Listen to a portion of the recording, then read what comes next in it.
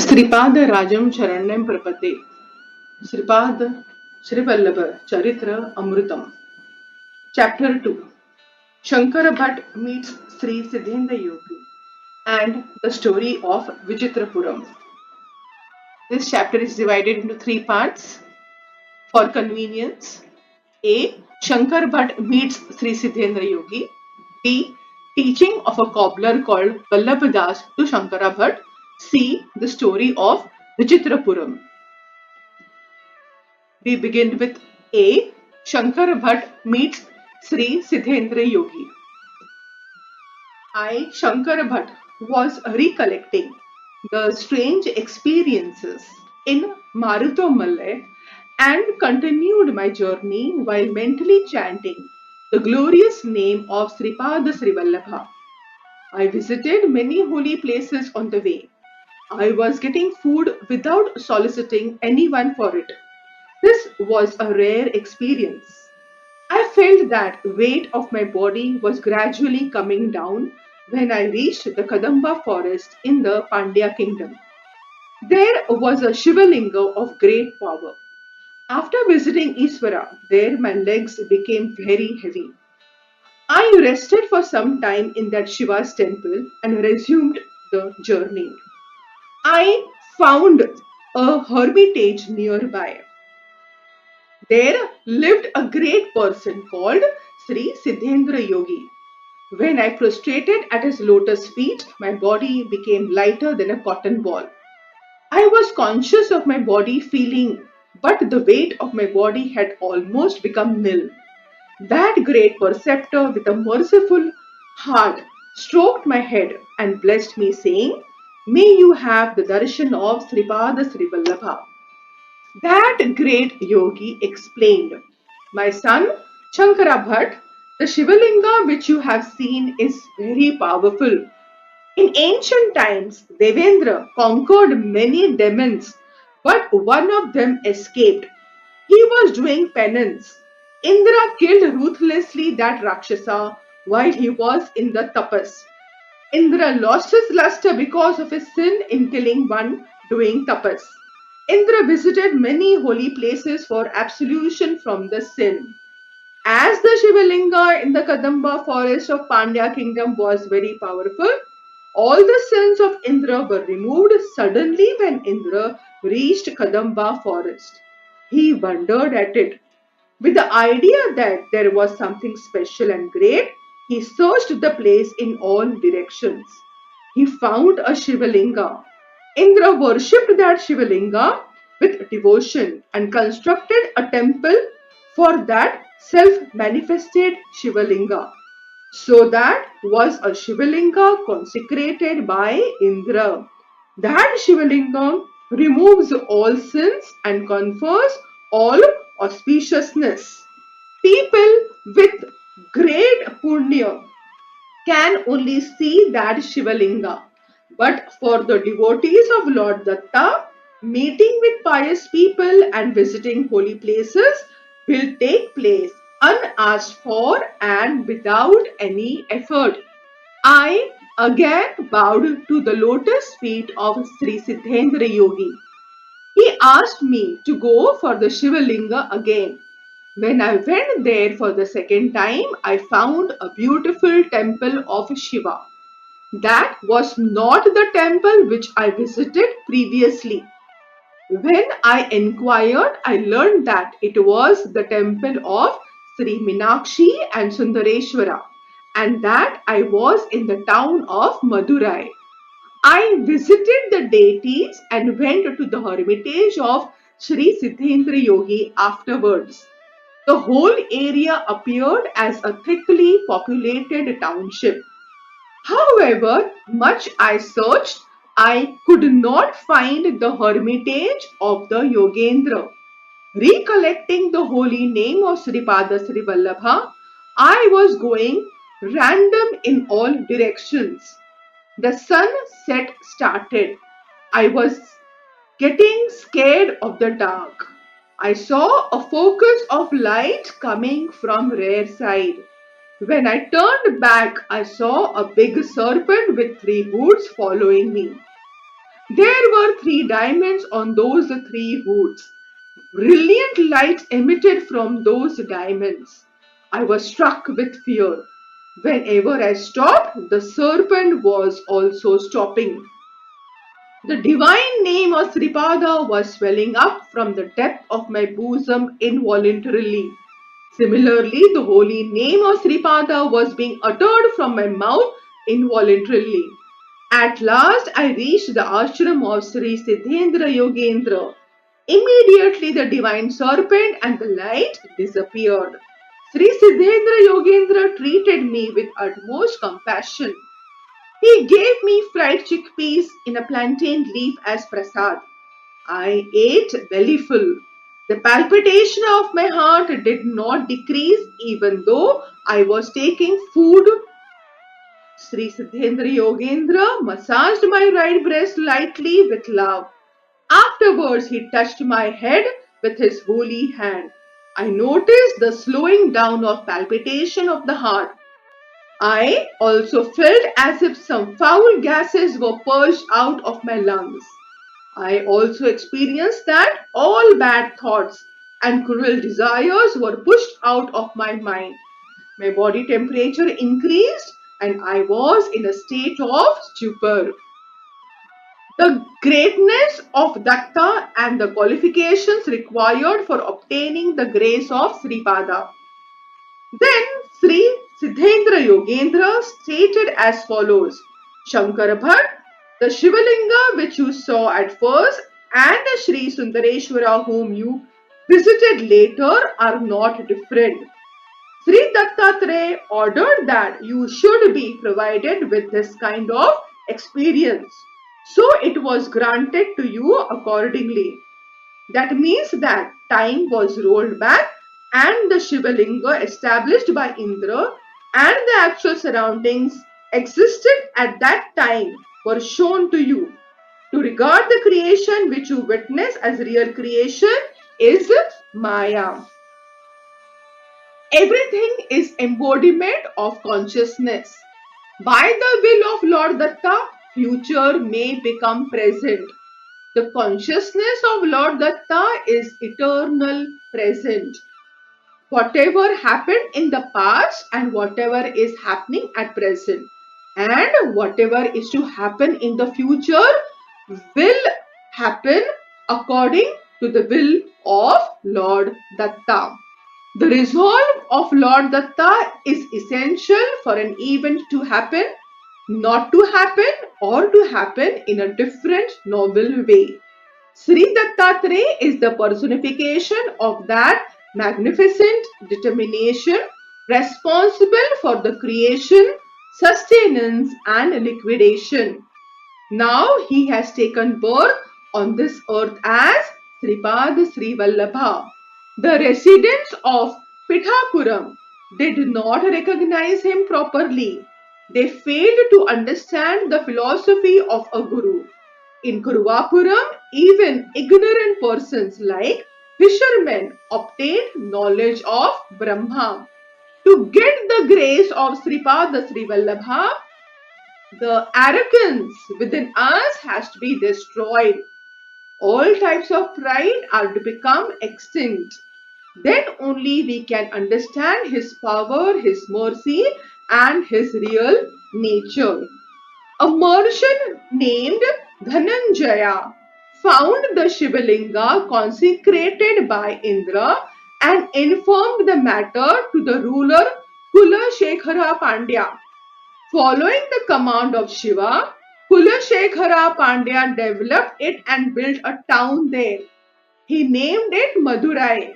His son Malaya Dhwaja Pandya conducted a sacrifice called Putra Kameshti for obtaining progeny. From the altar of that sacrifice, a 3-year-old baby girl emerged as one not born out of the womb. She is Meenakshi Devi. She married Sundareshwara. The Vegavati river born out of the matted hair of Shiva is sanctifying Madurai town.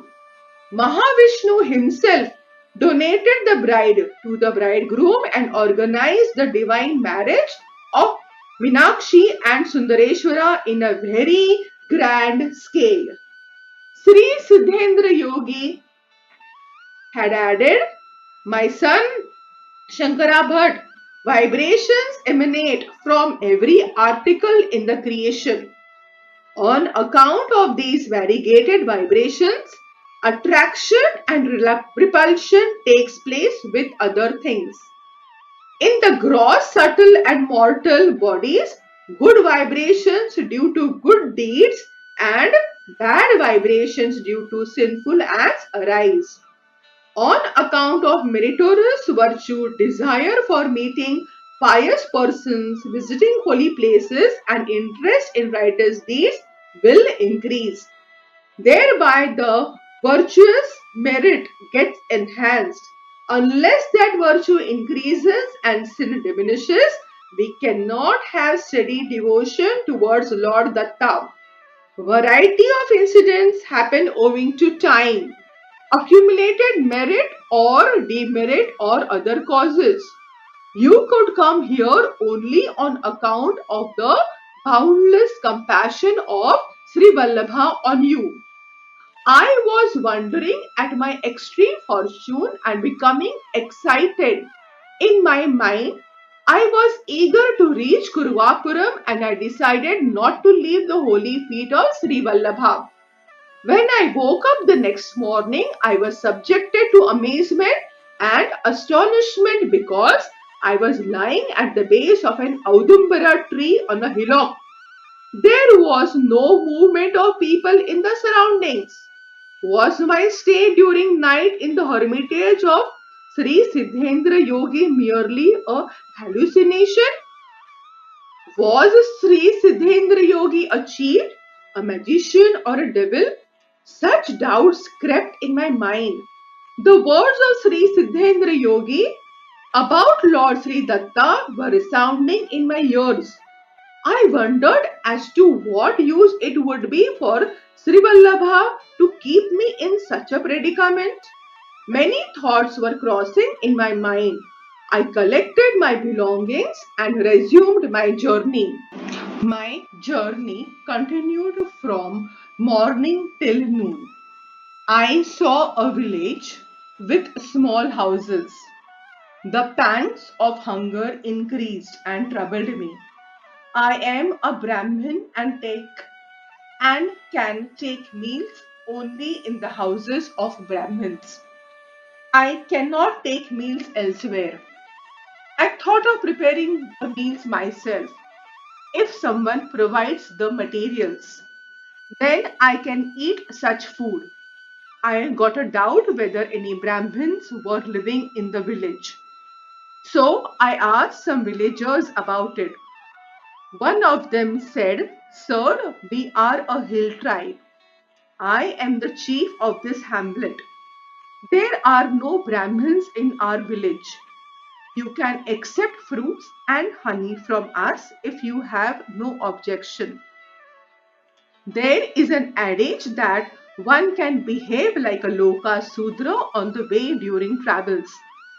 Therefore, I considered that it was not wrong to accept anything offered by anybody in the course of travel.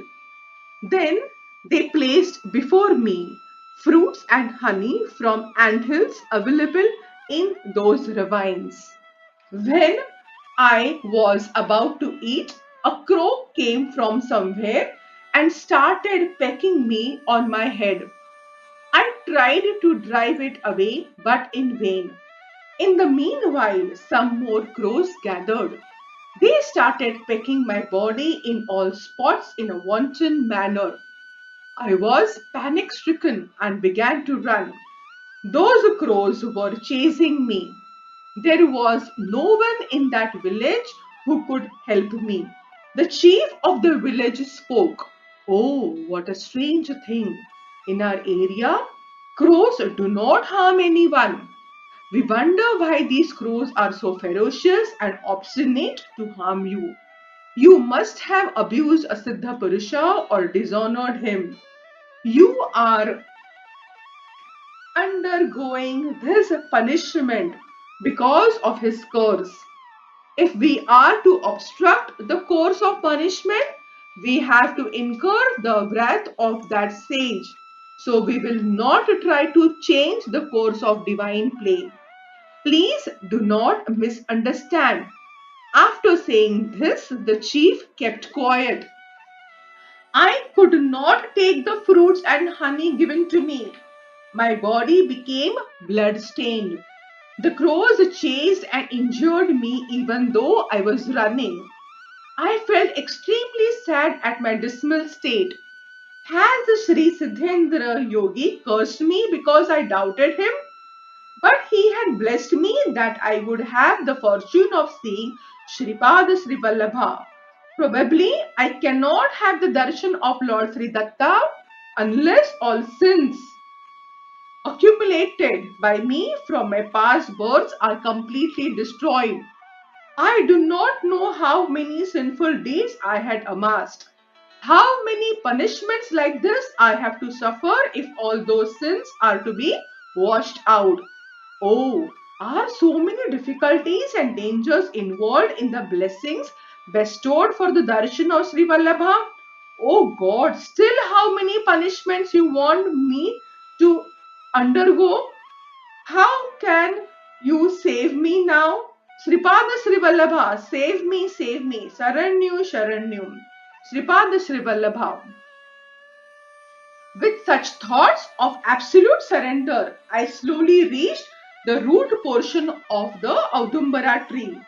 I thought that the Audumbara tree, which is the residing center of Lord Sri Datta, would protect me. But the sport of Lord Sri Datta ran contrary to my hope. An unprecedented foul smell was spreading from my body. Attracted by that odious odor or by the irony of fate, big poisonous snakes were coming in a row quickly. They were biting me and leaving quickly. I was troubled by crows before. Now my entire body became poisonous because of bites from venomous serpents. Foaming was coming out from my mouth. The strength of my heart began to decline. I thought that I was sure to die at any moment. It was evening dusk. Some washermen were going that way. They washed, dried, and bundled the dried clothes. They kept the bundles on the backs of donkeys and were going. They noticed my miserable plight, but they hesitated to touch me for some time because I am a Brahmin. As a delay might endanger my life, they regarded saving life was of prime importance. Hence, they seated me on a donkey and took me to their village. For me, all troublesome incidents were taking place in a procession on that day. The washerman took me to the colony of cobblers. One of those tanners had knowledge of medicine relating to poison. They kept me on a cot, the bottom of which was laced with cords of chicken. The premises was full of bad smell. That cobbler physician made juice from some wild herbs. He made me drink that juice. He tied some leaves on the points where snakes had bitten me. He plucked some tender leaves from an Audumbara tree. Juice like milk was flowing from those leaves. He kept stems of those leaves in my 2 ears. I was getting terrible pain. I tried to get up and run away.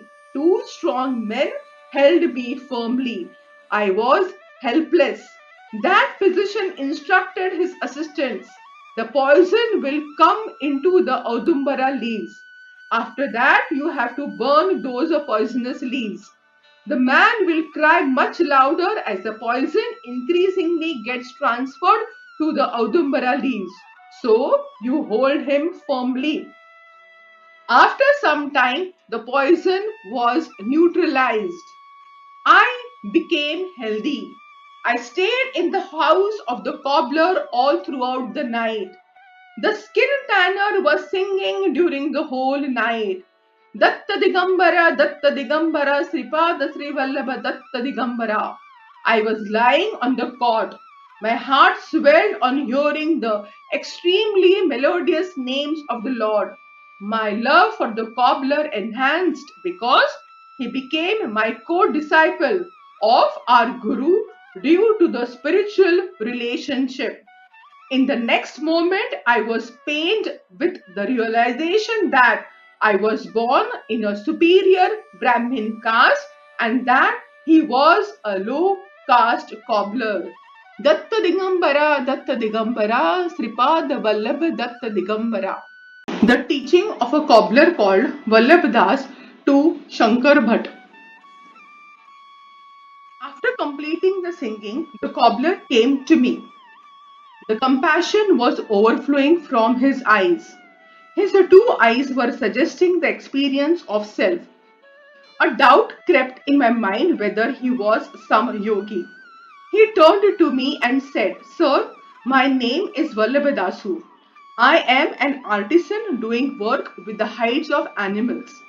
I was born in a low caste. There is no doubt about it. Nevertheless, I want to tell you some information.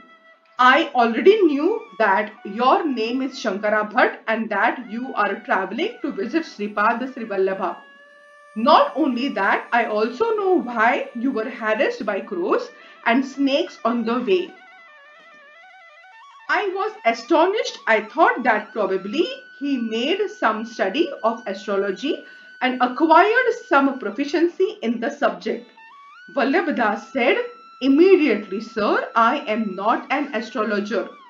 Sri Kshetra Pitikapuram is the birthplace of great scholars. It is the holy place where Sangha Vedardha Samrat Pandit Maladi Bapanvadane actually lived. The Vedas, while attempting to describe the Supreme Being, became tired in the process. They could not pinpoint the phenomena correctly and simply ruled out everything, saying, "This is not, this is not." Such is the nature of Supreme Being. Pithapuram is the sacred place where that supreme phenomenon is born as Sripada Srivallabha. Dry philosophy and meaningless debates cannot earn the grace of Sripada Srivallabha. There is no need for scholarly excellence to obtain the mercy of Sripada. On the other hand, pedantic pride will throw us far away from him. The crows that pecked at you were great pundits who lived in Pithapuram during their previous lives. They could not recognize the divine nature of Sri Vallabha and they could not realize him as Lord Datta. Thus, they wasted their whole lives. They could recite Vedas upside down, but what use? They were repeating words like Krama, Ghana, Jata, Swadhyaya and exhibiting their arrogance. After death, they went to heaven. Indra praised them. He showered praise on them, saying, "Oh, you are a Kramanta, you are a Jnanapati, you are a Jati. Oh, you are an expert in Tarka. What a fortune! How many hundreds and thousands of times you have recited Veda. What a merit! What a merit! Only because of that merit you could step into Swarga. All the denizens of Indralok admired them sky high. However, these pandits suffered the pangs of hunger. Divine ambrosia was available in heaven. They heard that one is freed from hunger and that thirst by drinking it. These people directly submitted their problem to Indra as none paid any heed to them. To that Indra replied, "Veda is a form of Lord's inhalation and exhalation. Lord is infinite and deathless. Therefore, Vedas are also infinite. Vedas are the basis for all dharmas. By chanting Vedas, you have praised the Lord. As a reward for it, we the celestials are also praising you highly. However, is it possible for you to get encomiums from me? If one desires food, he must provide food to others. If one donates a grain, we the celestials enhance it to 1,000 grains and return them to the donor as a reward. When you have not donated anything, how can we help? Because of your Vedic recitation, you derive immense benefit. Therefore, you can reside freely in Indraloka as long as it exists. Afterwards, you can go to another world. In this way, you can remain eternally free. Those who heard the words of Indra faced a difficult situation. It occurred to them that to live eternally without food and suffer prolonged hunger and thirst was indeed an unbearable punishment. Indra said again, you lived in the holy Padgaya Kshetra, but you performed annual ceremonies to manes of your ancestors without care and concern. You were always calculating the expenditure incurred for such functions. You were also absorbed in the thought that you were eating delicious food items, but you were devoid of care and devotion required for the performance of those solemn ceremonies. As a result, your forefathers did not attain noble positions after their death. Your heirs were also behaving like that. Your children also did lament that you lived too long and a large amount of money was wasted on medical facilities provided to you. They even wondered, oh, how much food was wasted. Sriman Narayana himself incarnated as Sripada Srivallabha in the midst of you. When he was showing the way for salvation, you abused him. You indulged in fruitless arguments and counter arguments. Even though all the auspicious traits like omnipresence, omniscience, omnipotence, and qualities of an incarnation were clearly visible, you became blind people who could not recognize Sripada Srivallabha as an avatar of Sri Datta. It is ordained that you remain as crows in the forms of the manes of your ancestors till you drink the blood of a person whose body was purified by the chanting of the sacred name of Sripad Sri Vallabha. Sri Vallabha Das said, Shankara Bhatt, it was for that reason they were born as crows and on account of their previous merit, they drank your blood and obtained noble status. Then I noticed that Vallabhadas was not an ordinary person and that the grace of Sripada Sri Vallabha was completely on him. Sri Vallabhadas added, Sir, the serpents who were attracted by the scent emanating from your body attained salvation.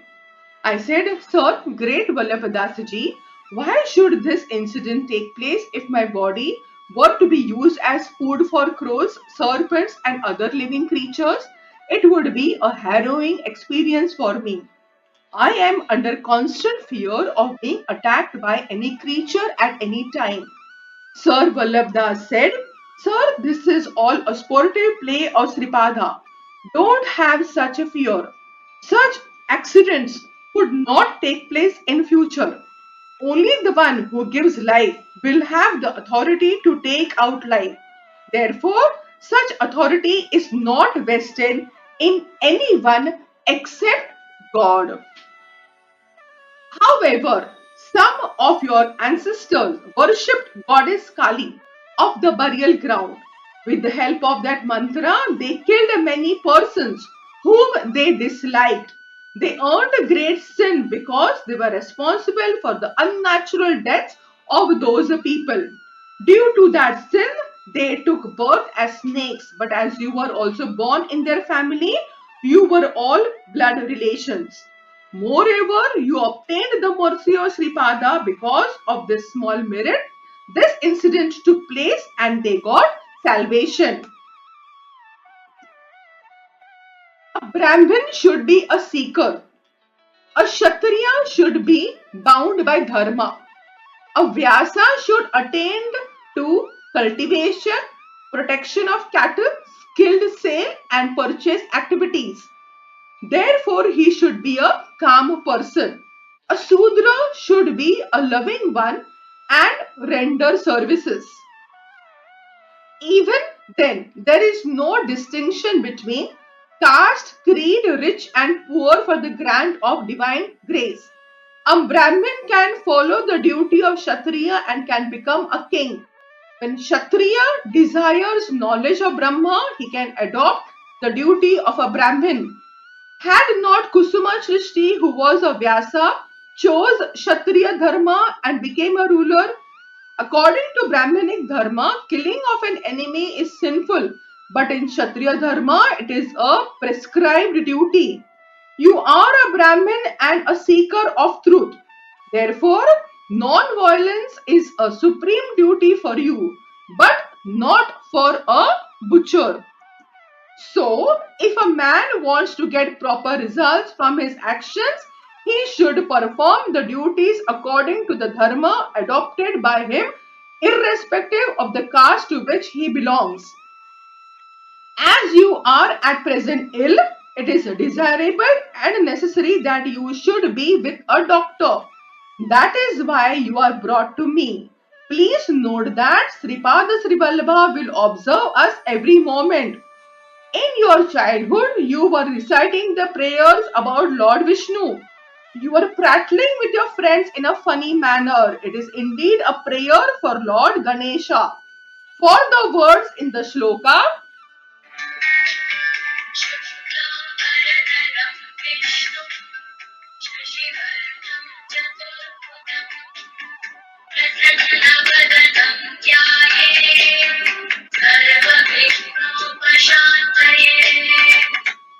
you are giving a perverted interpretation for the sake of fun. You are giving the following meanings. That which wear white clothes, which is everywhere, white ash colored, four legs instead of four hands. The ass will have a gracious face when it brays. The ass will kick people with its hind legs. So its face is only pleasant to look at. I pray for abatement of all obstacles. In this way, you were jokingly giving a perverse meaning to that holy prayer and extended its meaning as a prayer applicable to an ass. Shankar Bhatt, Lord Datta, is a skilled one. The Lord would rectify the mistakes also made by you for fun in his presence. The washerman brought you to me on a donkey. At that time, you were covered with dust and bore an ashen color.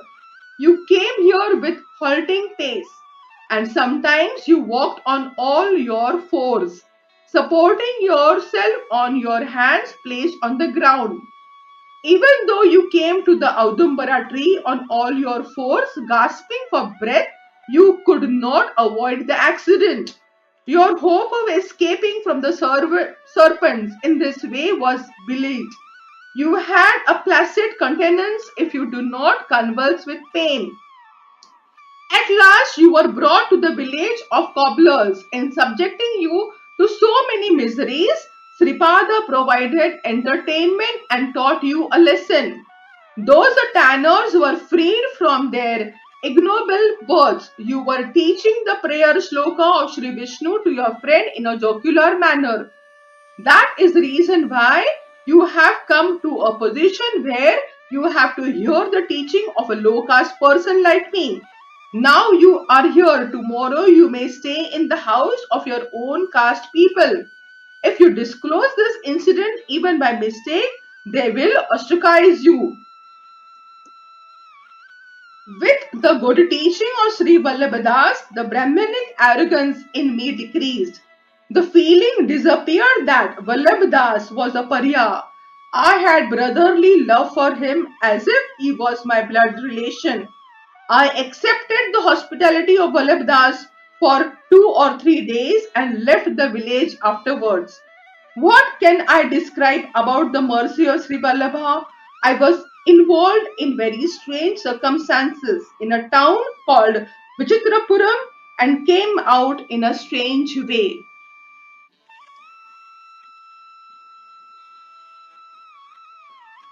Result of Parayana of Chapter 2: removal of mental diseases and mental troubles which cannot be disclosed to others.